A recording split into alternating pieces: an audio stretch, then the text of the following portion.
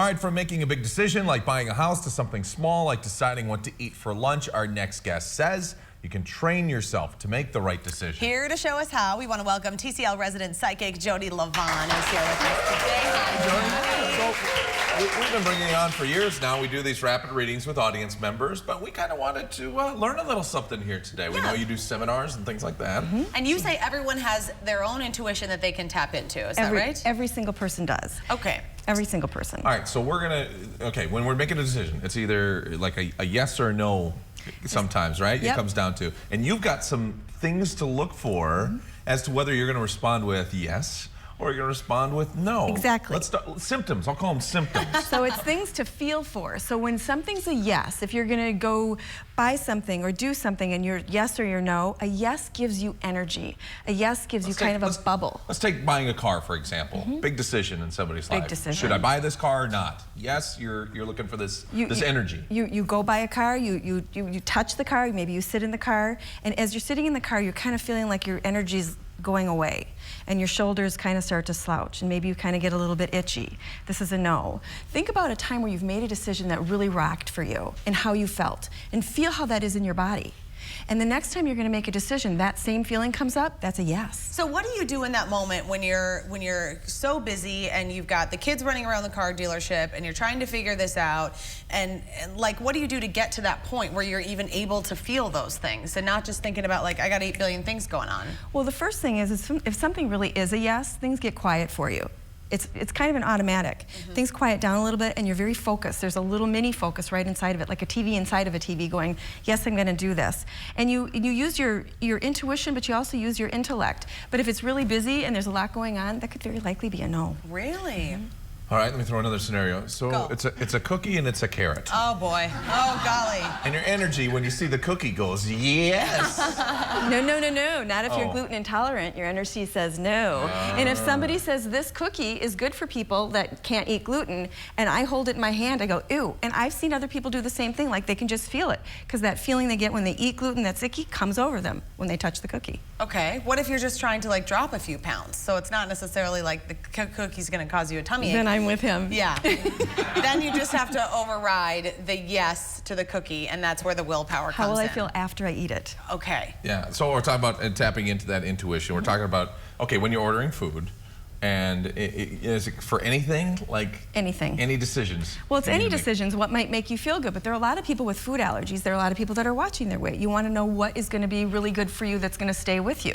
So the food that you're drawn to, the food that, and not the food that you want to munch on because it's sugar, but the food that you think about, and when you're done thinking about, you feel good about, that's a good food. My daughter's allergic to nuts.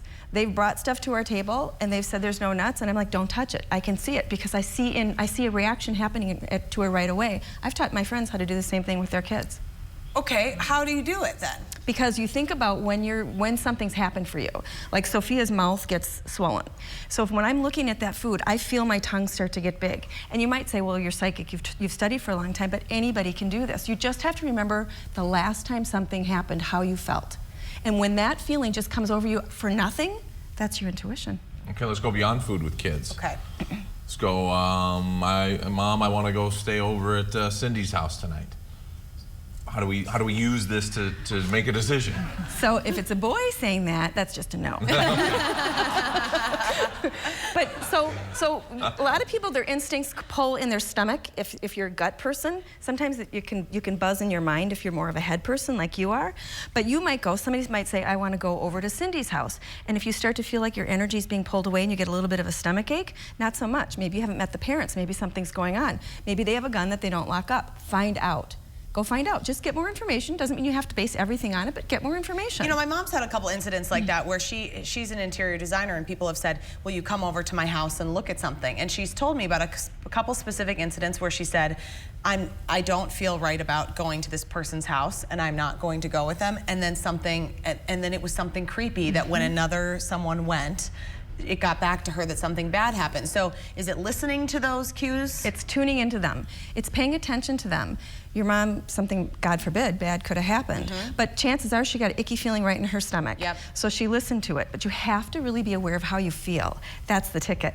You have to know about how you feel at any given moment. You just have to know how you feel. Okay, let's say you're in a husband-wife situation. We're talking about a big purchase here. Let's talk about a house. You've got the one feeling, and the husband has the other feeling. Do you always go with what the woman says?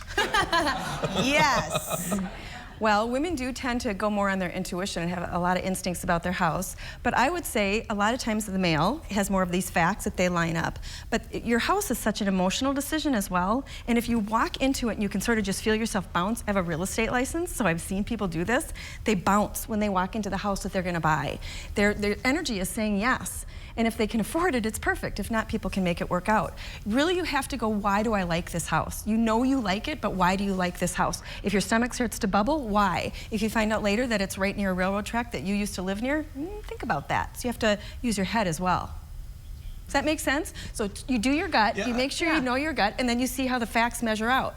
You see that whole thing about follow your heart, trust your gut, and use your head? Yeah. It works. Okay, well, okay, is there a difference between maybe what we're all like I don't feel like when I make a decision I tap into my intuition and do this process that you think is a good process to do.